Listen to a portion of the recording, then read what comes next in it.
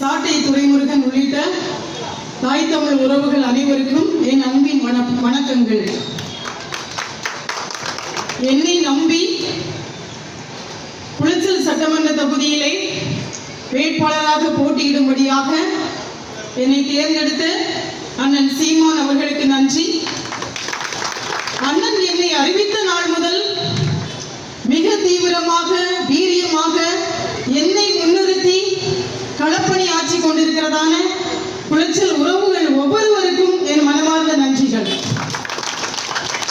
அண்ணன் சீமான் அவர்கள் அடிக்கடி சொல்வாங்க, நான் சொல்லக்கூடிய எல்லாமே ஒரு நாள்ல நடக்குதா இல்லையா அப்படின்னு எழுதி வச்சுக்கோங்க, கட்டாயமா ஒரு நாள்ல நடக்கும், அன்னைக்கு என்ன தேடுவீங்க அப்படின்னு சொல்லுவாங்க. அது மாதிரி அண்ணன் சொன்ன ஒவ்வொரு விடயங்களும் நடந்து கொண்டே வருகிறது. அதற்கு அரசு வெளியிட்ட ஒரு அறிக்கையை மட்டும் சுட்டிக்காட்டி குளச்சல் தொகுதியின் பிரச்சனைகளை பேச விரும்புகிறேன். இன்னைக்கு தமிழ்நாட்டின் கடன் சுமை 10.25 லட்சம் கோடி. இந்த 10.25 லட்சம் கோடி கடன் வாங்கின பிறகு கூட இந்த கல்வி ஆண்டுல மூடப்பட்ட அரசு பள்ளிகளின் எண்ணிக்கை 208. இந்த அரசு பள்ளிகள் மூடப்பட்டதற்கு பல காரணங்கள் உண்டு. சரியான கட்டமைப்புகள் இல்லை, வகுப்புக்கு ஒரு ஆசிரியர்கள் இல்லை, அநேக பள்ளிகளில் விளையாட்டு மைதானங்கள் இல்லை, விளையாட்டு ஆசிரியர்கள் இல்லை என்று பிரச்சனைகளை நாம் அடுக்கிக் கொண்டே போகலாம். ஆனா பள்ளி கல்வித்துறை அமைச்சர் அன்பில் மகேஷ் பொய்யாமொழி அவர்கள் சம்பந்தமே இல்லாம 2 குற்றச்சாட்டுகளை வைக்கிறாங்க. ஒண்ணு, தமிழ்நாட்டில் பிறப்பு விகிதம் குறைந்து கொண்டே வருகிறது. அதாவது ஆண்டுக்கு 2 லட்சம் குழந்தைகளின் பிறப்பு விகிதங்கள் குறைந்து கொண்டே வருகிறது. இரண்டாவது ஒரு குற்றச்சாட்டு வைக்கிறாங்க, கிராமப்புறங்கள்ல பொருளாதார மேம்பாடு இல்ல, வேலை வாய்ப்பு இல்லை அப்படிங்கிறதுனால கிராமப்புறத்திலிருந்து மக்கள் நகரங்களை நோக்கி குடிபெயர ஆரம்பித்து விட்டாங்க அப்படின்னு 2 குற்றச்சாட்டுகளை வைக்கிறாங்க. பள்ளி மூடுனதுக்கு காரணம் வேற, ஆனாலும் அமைச்சர் சொன்னது இன்னைக்கு தமிழ்நாட்டில் நடக்குது அப்படின்னா நடந்துகிட்டே தான் இருக்கு. முதல் குற்றச்சாட்டு, பிறப்பு விகிதம் குறைந்து கொண்டே இருக்கிறது. இன்னைக்கு எங்க பார்த்தாலும் செயற்கை கருத்தரிப்பு மையங்கள், ஒரு குழந்தைக்காக பல லட்சங்களை செலவு செய்தும் குழந்தைகள் கிடைக்காம தமிழ் சமுதாயம் அல்லாடி கொண்டிருக்கிறது. அண்ணன் சீமான் அவர்கள் தொடர்ச்சியாக இதை பதிவு செய்யறாங்க. அன்னைக்கு இலங்கையில ஆயுதங்களை ஏந்தி நம் தமிழ் மக்களை இன அழிப்பு செய்தார்கள். ஆனால் இன்னைக்கு வீதிதோறும் இந்த திருட்டு திராவிட அரசு மதுபான கடைகளை திறந்து வைத்து நம் தமிழ் சொந்தங்களை இன அழிப்பு செய்து கொண்டிருக்கிறாங்க.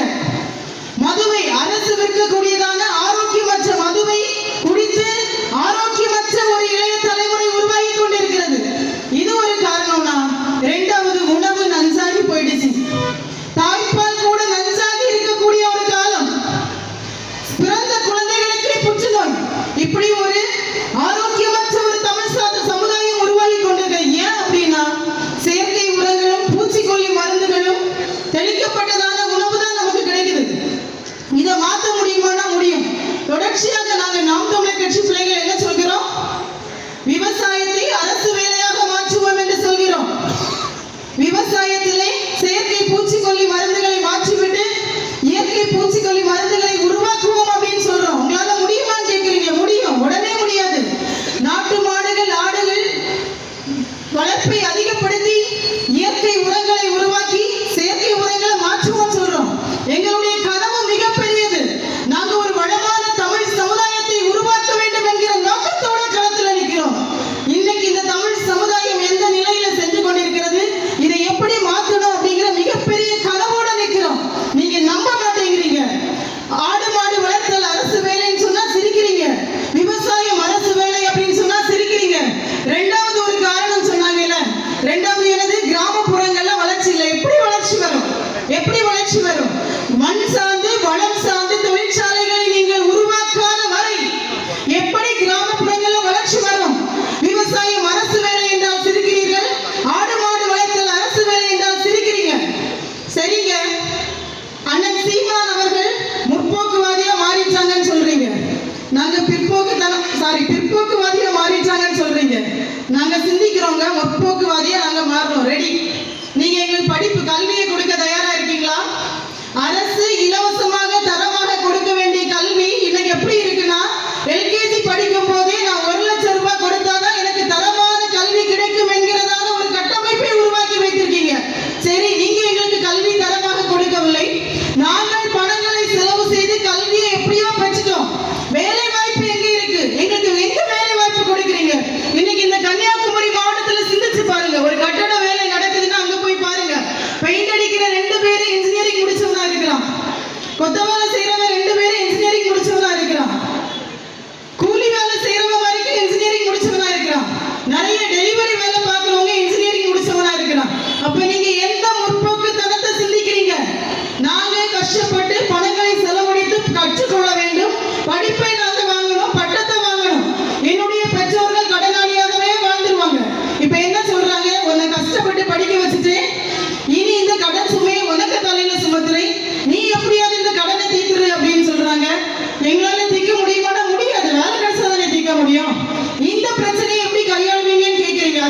தற்சார்பு பொருளாதாரம்.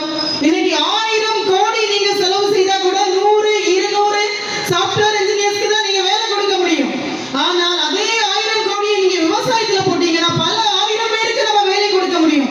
அதை தான் நாங்க சொல்றோம். ஒண்ணும் இல்லை, இந்த குளச்சல் சட்டமன்ற தொகுதியை எடுத்துக்கோங்க.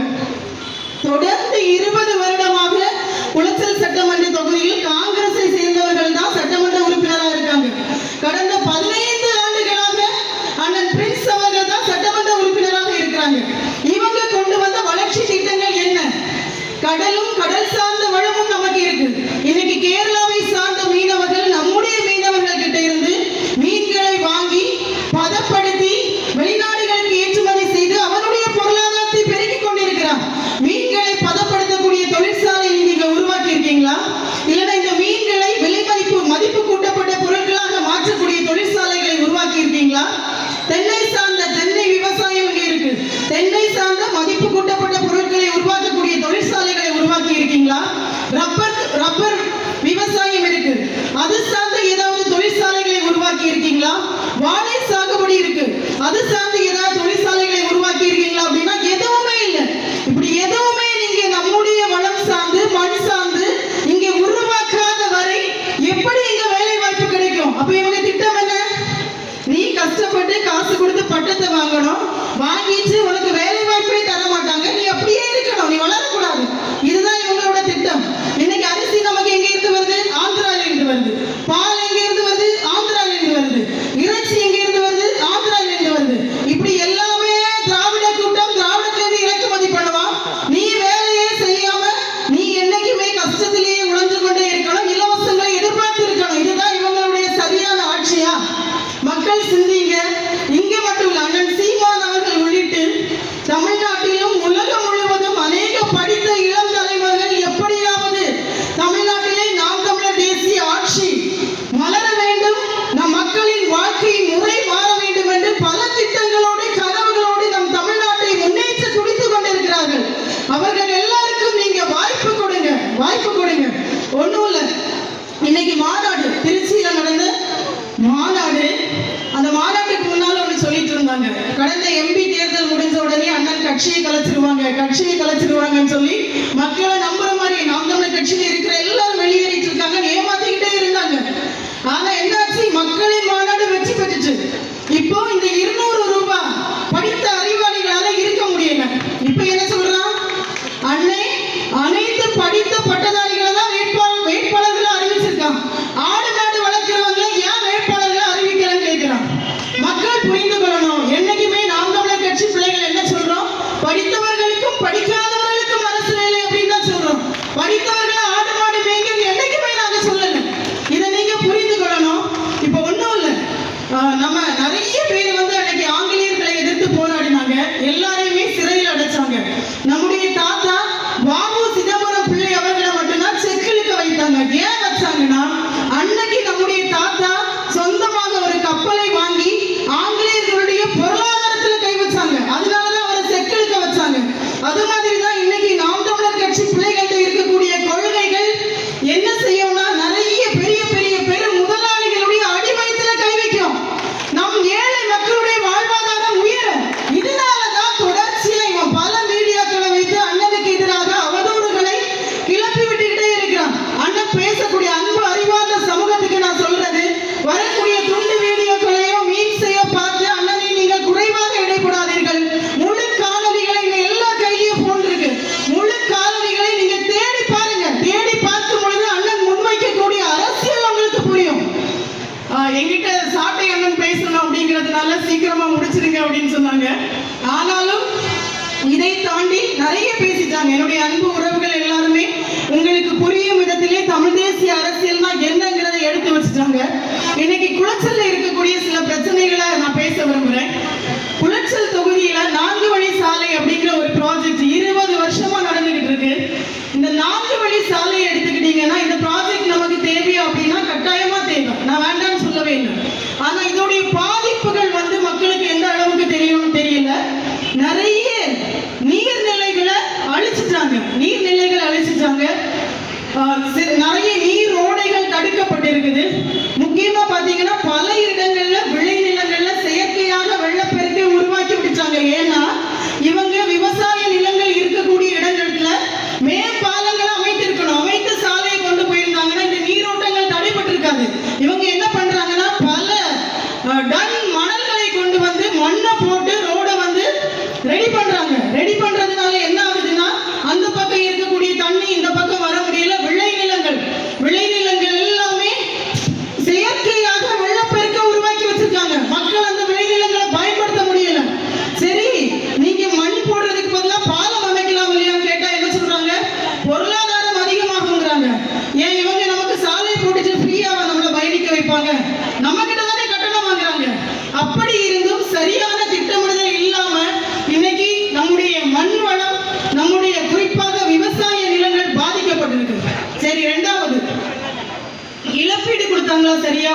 கிடையாது. கேரளாவுல ஒரு பப்பாளி மரத்துக்கு 50,000 ரூபாய் இழப்பீடு கொடுத்தாங்க அப்படின்னு சட்டசபையில குறிப்பு இருக்கு. ஆனா நமக்கு அரசு வழிகாட்டு மதிப்பின்படிதான் இழப்பீடு கொடுத்தாங்க. கப்பியரை பேரூராட்சி உட்பட 13 கிராமங்களுக்கு மிகவும் குறைவான அரசு வழிகாட்டி மதிப்பீட்டின்படிதான் இழப்பீடை கொடுத்திருக்காங்க. எவ்வளவுன்னு சொல்றேன், ஒரு சென்ட்டுக்கு 9,500 ரூபாய் முதல் 10,000.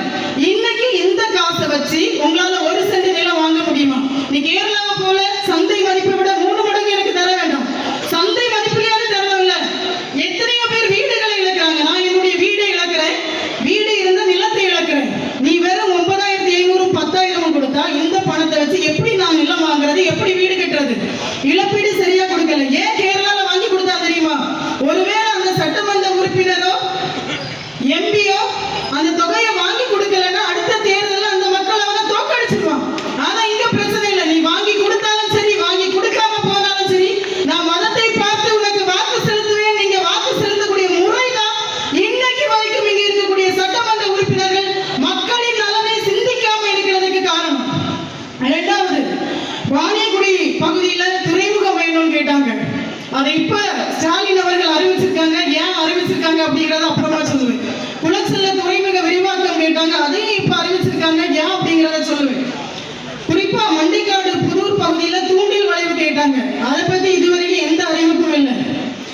இங்கே குளச்சல்ல நிறைய பேர் இப்ப என்கிட்ட கேட்கறது, அதுதான் கப்பியரை பேரூராட்சியில இருந்த கல்குவாரி எல்லாம் மூடியாச்சுல, அதுக்கப்புறமா நீங்க கல்குவாரி ஏன் பேசுறீங்க? இப்பதான் குளச்சல் சட்டமன்ற தொகுதியில கல்குவாரியே இல்லை அப்படின்னு கேட்கிறாங்க.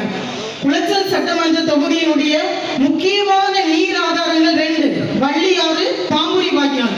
இந்த வள்ளியாறு எங்க உருவாகுதுன்னா வேலிமலையில. வேலிமலை எங்க இருக்கு? பத்மநாபபுரம் தொகுதியில இருக்கு. அந்த வேலிமலையை அடிச்சு உடைச்சிட்டாங்கன்னா நம்முடைய நீர் ஆதாரம் முழுவதுமாக பாதிக்கப்படும். ஐயா பிரின்ஸ் அவர்கள் சட்டமன்றத்தில் குறிப்பிடுறாங்க, காமராஜ் பிரின்ஸ் அவர்கள் இல்ல, பிரின்ஸ் அண்ணா பத்தி சொல்லணும்னா சட்டசபையில் எப்படி பேசுவார்னா, இன்னைக்கு இருக்கக்கூடிய திராவிட மாடல் அரசு மிக சிறந்த ஆட்சியை கொடுக்கிறதுன்னு சொல்லிட்டு பேசுவார். அதுவே காங்கிரஸ்காரங்க இருக்கக்கூடிய இடத்துல என்ன பேசுவார்னா, ஐயா காமராஜர் ஆட்சி காலத்துக்கு பிறகு கன்னியாகுமரி, குறிப்பாக கன்னியாகுமரி மாவட்டத்தில் எந்த வளர்ச்சி திட்டங்களுமே கொண்டு வரல, நம்ம கீழ் நோக்கி சென்று கொண்டிருக்கிறோம் அப்படின்னு பேசுவார். இது அவருடைய இரட்டை நிலைப்பாடு. நீங்க சிந்திச்சு பாருங்க, காமராஜர் ஐயா ஆட்சி காலத்துக்கு அப்புறம் நீங்க வளர்ச்சி திட்டங்கள் கொண்டு வரல, அது வேதனை தான், ஒரு பக்கம் இருக்கட்டும். ஆனா ஐயா கொண்டு வந்த வளர்ச்சி திட்டங்களையாவது பாதுகாத்து வச்சிருக்கீங்களா அப்படின்னா கிடையாது. எத்தனையோ நீர்நிலைகள் மேல இன்னைக்கு சாலைகள் அமைக்கப்பட்டிருக்கு, எத்தனையோ நீர்நிலைகள் ஆக்கிரமிக்கப்பட்டிருக்கு. இதை கண்டுகொள்ள யாருமே இல்லை. நமக்கு குடிநீர் பிரச்சனை இருக்கானா இருக்கு. கப்பியரை, முள்ளிவிளை, திங்கள் சந்தை, கட்டிமாங்கோடு இந்த பகுதியில எல்லாம் குடிநீர் தட்டுப்பாடு இருக்குங்க, குடிநீர் பிரச்சனை இருக்கு. இதை எப்படி சரி பண்றது? இந்த வள்ளியாறு, பாம்புரி வாய்க்கால்ல தேவையான இடங்களில் தடுப்பு சுவர்களை கட்டி தடுப்பணைகளை உருவாக்கி ஆழ்துளை கிணறுக்கு போகாம கிணறுகளை அமைத்து இந்த குடிநீர் தட்டுப்பாடு சரி செய்ய முடியும். அதை நான் செய்து காட்டுவேன். மிகப்பெரிய கனவோடு பயணிக்கிறேன். அதே போலதான் காணாமல் போகக்கூடிய மீனவர்களை கண்டுபிடிக்க ஹெலிகாப்டர் இறங்குதளம் அமைப்போம்னு ஒவ்வொரு தேர்தல் வரும்போது எம்எல்ஏ தேர்தல்ல சொல்றாங்க, எம்பி தேர்தல்ல சொல்றாங்க. இன்னைக்கு வரைக்கும் அவங்களுக்கு அது நேரம் இல்லை. அதுக்கு திட்டமிட தெரியலையா? மக்கள் மேல அக்கறை இல்லையா?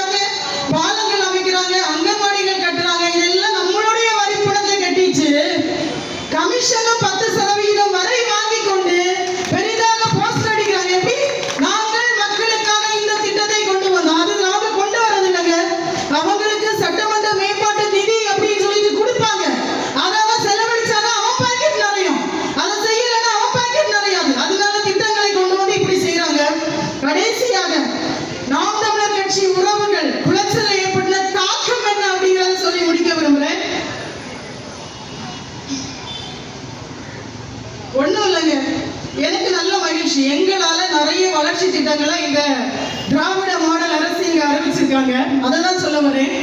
அண்ணன் என்னை வேட்பாளராக அறிவித்த பொழுது குளச்சல்லே நாங்கள் செய்த களப்பணியோட விளைவு இங்க இருக்கக்கூடிய மக்கள் எல்லாம் எங்களுக்கு வாக்கு செலுத்த ரெடி ஆயிடுச்சாங்க. ஐயா மு.க. ஸ்டாலின் அவர்கள் இங்க வந்தாங்க இல்லையா, வந்தப்போ பொதுவான கோரிக்கைகள் தவிர 6 திட்டங்களை வெளியிட்டு இருக்காங்க. அந்த 6ல 4 குளச்சல் சட்டமன்ற தொகுதியை சார்ந்தவர். ஏன் அது வந்ததுன்னா, இங்க இருக்கக்கூடிய மக்கள் எல்லாம் எங்களை ஆதரிக்க தொடங்கிச்சாங்க, எங்களுக்கு வாக்கு செலுத்த ரெடி ஆயிடுச்சாங்க. உளவுத்துறை கணக்கெடுக்கிறாங்க. உளவுத்துறை ஐயா தமிழ்நாடு முதல்வர் இங்க வர்றதுக்கு முன்னாடி முக்கியமானவர்களுக்கு அழைத்து பேசுறாங்க. உங்களுக்கு என்ன கோரிக்கை இருக்கு, முதல்வர் வர்றாங்க சரி பண்ணிடுவாங்கன்னு சொல்லி அழைத்து பேசி ஒரு கணக்கெடுப்பு எடுத்து இதை கொடுக்குறாங்க. அப்போ இங்க வலுவாக குளச்சல் சட்டமன்ற தொகுதியில நாம் தமிழர் கால் பண்ணிக்கிறாங்க அப்படின்னு தெரிஞ்சோன்னு, குறிப்பா ஒண்ணும் இல்ல, முழகுமுடி பேரூராட்சியில் நடந்த தெருமுனை கூடத்துல ஒண்ணுதான் சொன்னேன். என்னை உருவாக்கியது இந்த மண், இங்க இருக்கக்கூடிய பள்ளிக்கூடத்துல தான் நான் படிச்சேன் அப்படின்னு சொன்னேன். பயந்துச்சாங்க.